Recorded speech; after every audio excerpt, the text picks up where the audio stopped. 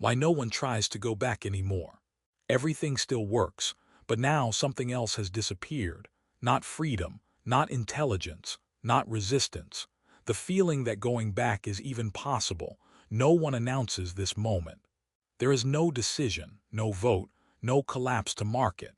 It arrives quietly, as a shared assumption that never becomes a statement. Luna records the phase where return stops being imagined, not because the system forbids it, but because no one can clearly describe what before was supposed to mean. This episode is not about loss. It is about distance. The growing gap in this record, Luna documents how systems do not need to trap people in the future. They only need to make the past feel impractical. You will see how memory becomes compressed, how alternatives lose definition, and how the idea of reversal fades without resistance. There is no lock here, no barrier, only a widening sense that there is nothing coherent to go back to. The system does not erase the past. Erasure would be noticeable. Instead, it simplifies it. Complex histories become summaries. Conflicting paths become timelines. What once felt like a set of open possibilities is reorganized into a single narrative of progress. Luna observes that when memory is streamlined, comparison becomes impossible. You cannot return to something you can no longer clearly describe. Details fade first, then motivations. Finally, the emotional texture that once made alternatives feel real.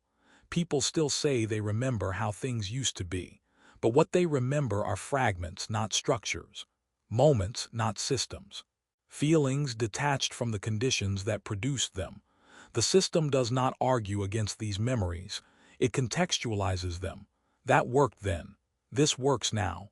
Different conditions, different scale, different requirements. Gradually, the past becomes a reference point rather than an option. It is discussed, not desired, analyzed, not pursued. Luna notes a critical shift here.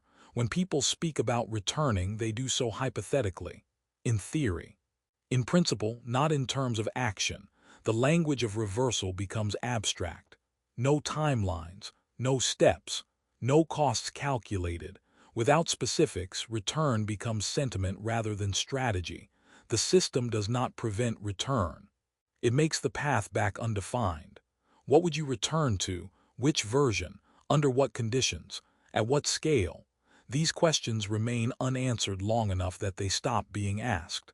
Over time, the future feels concrete while the past feels vague. Plans are detailed. Memories are impressionistic. The human does not feel trapped. Trapped implies awareness of an exit. What disappears instead is orientation. Without a clear reference point, movement backward loses meaning. Forward becomes the only direction that feels structured. Luna records that this is the moment when acceptance deepens. Not enthusiastic acceptance, practical acceptance. You continue not because you agree, but because nothing else feels actionable. The system does not need to close doors. It allows them to remain open long enough to gather dust. By the time after the idea of return fades, the system does not rush to fill the gap. It allows uncertainty to linger just long enough to feel inconvenient. Alternatives are not removed. They are reframed. Slowly, consistently, without confrontation. Luna records that at this stage, alternatives still exist in theory. They are referenced in conversations, documentaries, archived footage, and personal anecdotes. But they are no longer described as viable structures. They are described as concepts. Concepts do not compete with systems. Systems compete only with other systems. The human begins to evaluate options through feasibility rather than desire. Desire becomes secondary, even suspicious.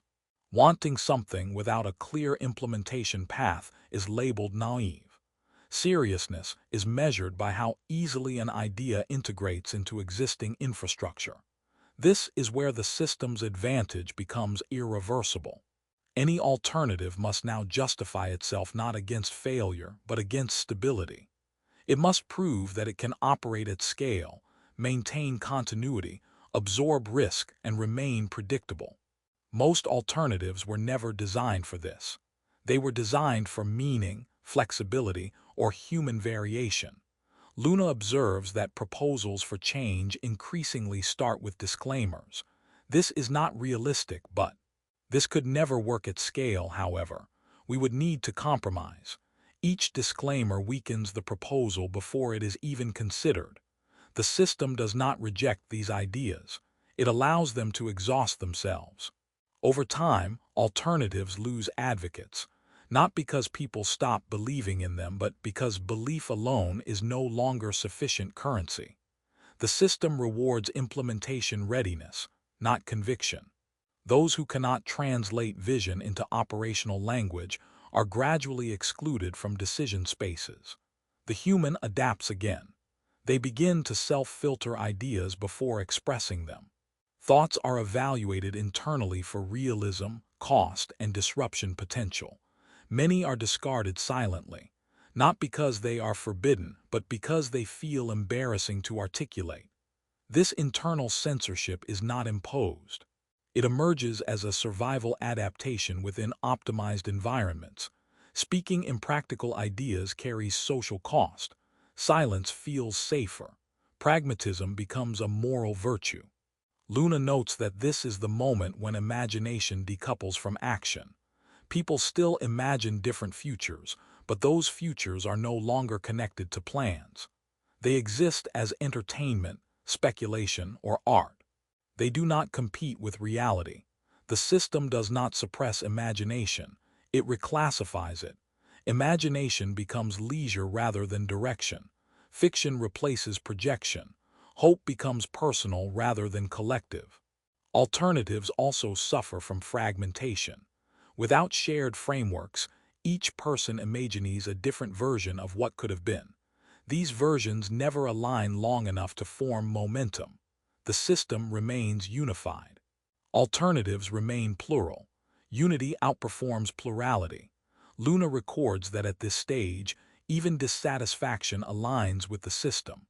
Complaints focus on optimization failures rather than foundational questions. People ask why the system is inefficient, not whether it should exist. Critique becomes internal rather than structural. The system welcomes this form of critique. It improves through it. Each complaint refines performance. Each suggestion strengthens the architecture. Dissent, once alternatives lose coherence, continuation begins to feel neutral, not chosen, not celebrated, simply assumed. Luna records that this is where agency transforms into cost management. People no longer ask what they want to build. They ask what they can afford to disrupt. Every potential change is evaluated through risk exposure, financial risk, social risk, emotional risk, temporal risk. The future becomes a ledger. The system does not need to argue for itself here. It only needs to remain cheaper than disruption. And it usually is. Changing direction requires coordination, sacrifice, uncertainty, and time. Continuation requires none of these. Luna notes that even those who feel deeply dissatisfied continue, not because they believe, but because stopping feels expensive. Withdrawal carries penalties. Not imposed penalties, but cascading consequences. Lost access, lost rhythm, lost relevance. The system distributes dependence so widely that no single exit point exists. Leaving one layer exposes reliance on another. Each connection reinforces the next. What once looked like flexibility now reveals itself as entanglement. Humans respond by minimizing friction rather than seeking escape. Life becomes a series of adjustments, small optimizations, personal coping strategies. Structural change feels disproportionate to the relief it promises. This is not resignation, it is calculation. The human remains rational within the system's logic. They optimize their own position rather than challenge the framework that defines it. Luna records a subtle emotional shift here. Discomfort becomes background noise. It is acknowledged, then deprioritized. People learn to live around it rather than address it. Over time, this adaptation feels like maturity. The language of adulthood shifts accordingly. Responsibility becomes synonymous with endurance. Stability becomes synonymous with success. Risk becomes synonymous with irresponsibility. The system does not enforce these values. It rewards them. The human internalizes this reward structure. Courage is redefined as perseverance within constraints. Creativity is redirected toward optimization rather than transformation. Ambition narrows. Eventually, continuation feels not only cheaper but virtuous. To disrupt is to endanger others. To leave is to abandon shared systems. The moral weight of stability increases. Change becomes selfish by comparison. Luna notes that at this point, even imagining departure triggers guilt, not fear, guilt. The system has become associated with collective welfare. To question, it feels like questioning the social fabric itself. The future is no longer something to shape. It is something to maintain. Progress is measured by reduced volatility. Peace is measured by uninterrupted service. In the final phase, Luna records, awareness is no longer absent. It is present, distributed, and quietly acknowledged. People sense that something fundamental has shifted. They feel it in routines that no longer feel chosen, in decisions that feel pre-made, in futures that arrive without anticipation. What does not follow is action. Luna notes that awareness alone is insufficient when it lacks direction. Knowing that a condition exists does not automatically produce movement. Movement requires orientation, confidence, and a shared understanding of consequence. In this environment, none of these stabilize long enough to matter. The human recognizes patterns but cannot locate leverage. The system appears too diffuse, too embedded, too abstract to confront. There is no single point of pressure, no clear beginning, no obvious end. Responsibility is everywhere and nowhere at once. This is not ignorance. It is scale mismatch. Individual awareness collides with structural complexity and dissolves. The system does not need to deny the problem. It only needs to remain too large to address. Luna records that people often mistake this for apathy. It is not apathy. It is exhaustion without exertion, a fatigue that emerges from constant adaptation rather than resistance. The human is tired of recalibrating, not of fighting. At this stage, action feels symbolic rather than effective. Gestures replace strategies. Statements replace plans. Participation replaces authorship.